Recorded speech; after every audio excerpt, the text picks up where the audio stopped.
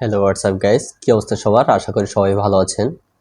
তো আজকে আমরা দেখাতে যাচ্ছি কিভাবে ঘরে বসেই নিজের পাসপোর্টের আবেদন করবেন কোনো দালাল ছাড়াই। তো চলুন শুরু করা যাক কিভাবে আবেদন করবেন।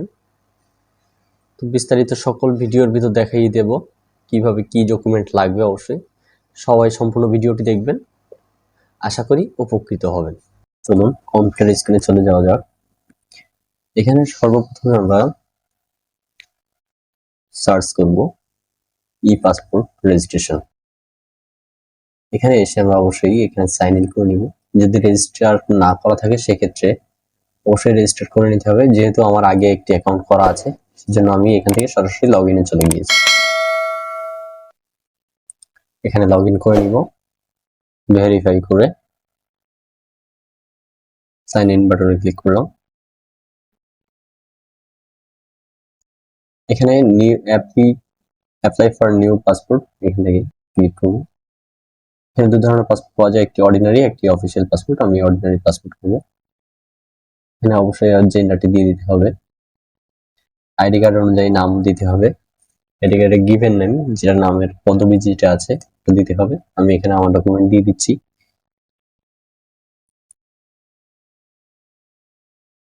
সুন্দরভাবে আমার ডকুমেন্ট লিখে নিব। প্রফেশন যেটা আছে আমি এখানে প্রফেশন দিচ্ছি, আমি একজন কৃষক, এজ এ ফার্মার। এখানে ফার্মার সিলেক্ট করে দিব।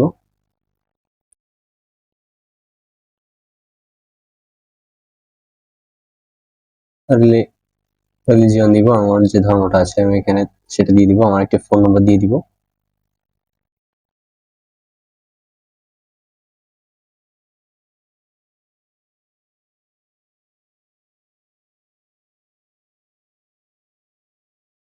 Send SMS application status.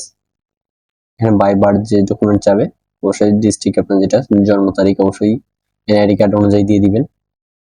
এখানে আমার ডকুমেন্ট আমি দিয়ে দিচ্ছি সেভাবে। সিটিজেনশিপ, বাই বার্থ হলে বাই বার্থ, যদি বাইরে থেকে আসেন 7 কন্টিনিউ করে চলে যাবো। এখানে আমাদের যে ডিস্ট্রিক্টটি আছে ঠিকানা, ওই ডিস্ট্রিক্টটি দিয়ে দিবেন, আপনার ডিস্ট্রিক্ট আপনি দিয়ে দিবেন। এখানে গ্রামের নাম অবশ্যই যেটা এনআইডি কার্ডে আছে সেভাবে লিখবেন।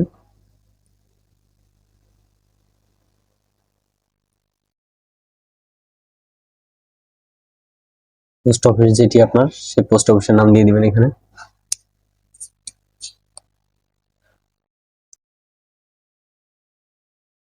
এরপরে এখানে যে আপনার পুলিশ স্টেশনটা এখানে দিয়ে দিবেন। দিয়ে দেওয়ার পর আপনার যে প্রেজেন্ট অ্যাড্রেস বা পার্মানেন্ট যদি সেম হয় তাহলে এখানে টিক চিহ্ন দিয়ে দিবেন।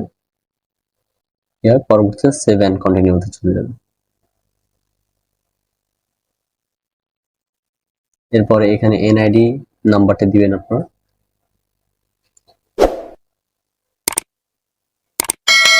এনআইডি নাম্বারটি আমি বসিয়ে নিচ্ছি এখানে।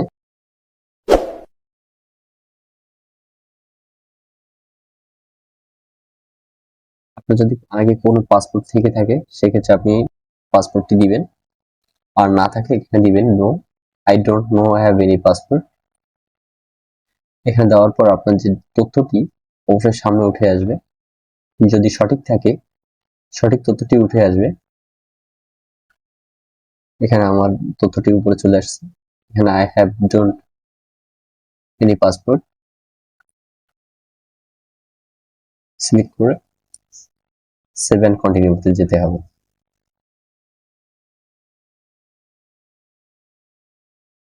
এখানে আপনি আপনার তথ্যটি যাচাই বাছাই করে নেবেন সঠিকভাবে। যদি আগে কোনো পাসপোর্ট থেকে থাকে অবশ্যই এখানে ইয়েস দিবেন, yes I have electronic passport, আর অন্যথায় নো দিবেন। এখান থেকে আমরা সেভ এন্ড কন্টিনিউতে চলে যাব।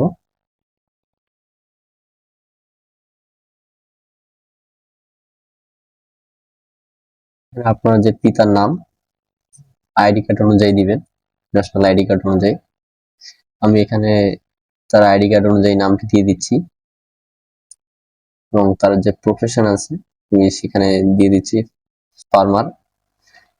তার ন্যাশনালিটি বাংলাদেশ, আমি এখানে বাংলাদেশ সিলেক্ট করব। তার এনআইডি কার্ড এটা অপশনাল, দিলেও পারবেন, না দিলেও কোনো সমস্যা নাই। মাদার ডিটেলস যেটা আছে সেটাও সঠিকভাবে আপনারা আইডি কার্ড দেখে অবশ্যই পূরণ করবেন। তার যে প্রফেশনটি আছে অবশ্যই তার প্রফেশনটি দিবেন। এখানে এখানে আমি দিয়েছি হাউস ওয়াইফ। তার ন্যাশনালিটি আছে বাংলাদেশি, এখানে বাংলাদেশ সিলেক্ট করেছি। এখান থেকে আমরা সেভ এন্ড কন্টিনিউতে চলে যাব।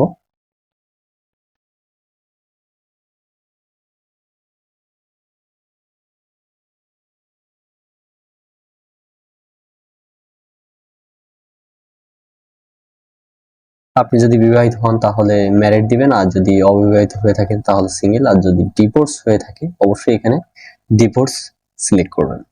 যেহেতু আমি সিঙ্গেল সেক্ষেত্রে সিঙ্গেল দিয়েছি। Save and continue. Emergency contact relation, এখানে আপনি বড় ভাই, বোন, মা, বাবা যে কাউকে দিতে পারেন। আপনি যাকে ইমার্জেন্সি কন্টাক্টে রাখতে চান অবশ্যই তার এটি দিবেন। এখানে আমি আমার পিতাকে দিয়েছি, এই জন্য নামটি চলে আসছে। তাদের ডিস্ট্রিক্ট আছে, ডিস্ট্রিক্টটা অবশ্যই সিলেক্ট করতে হবে, গ্রামের নামটি লিখতে হবে।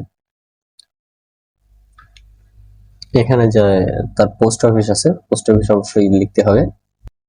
আমি আমারটা লিখে দিচ্ছি, পুলিশ স্টেশন যেটি আমার, এখানে লিখতে হবে। ইমেল অ্যাড্রেস এটি অপশনাল, না দিলেও কোনো সমস্যা নাই। এখানে ইমার্জেন্সি কন্টাক্ট একটি ফোন নাম্বার দিয়ে দিই। এখান থেকে আমরা সেভ এন্ড কন্টিনিউতে চলে যাব।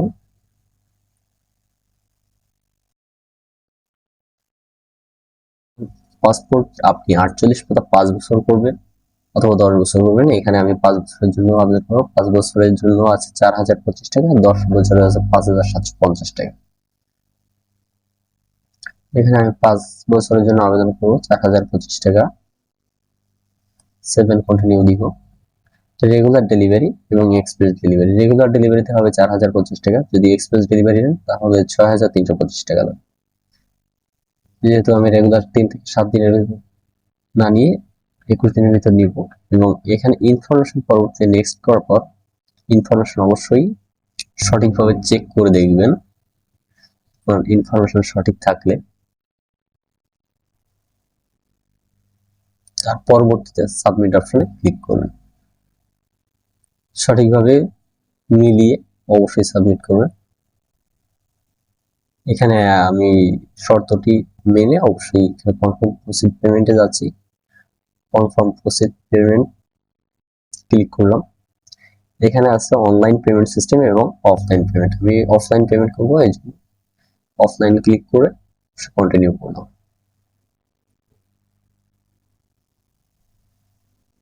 এখানে আমার আবেদনটি সাবমিট করা হয়ে গেছে, আপনারা দেখতে পাচ্ছেন আবেদনটি সাবমিট করা হয়ে গেছে। কিভাবে পরবর্তীতে পেমেন্ট করতে হবে আমি পরবর্তী ভিডিওতে দেখিয়ে দেব। সে পর্যন্ত সবাই ভালো থাকবেন, সুস্থ থাকবেন। ধন্যবাদ। ভালো লাগলে অবশ্যই সাবস্ক্রাইব করবেন।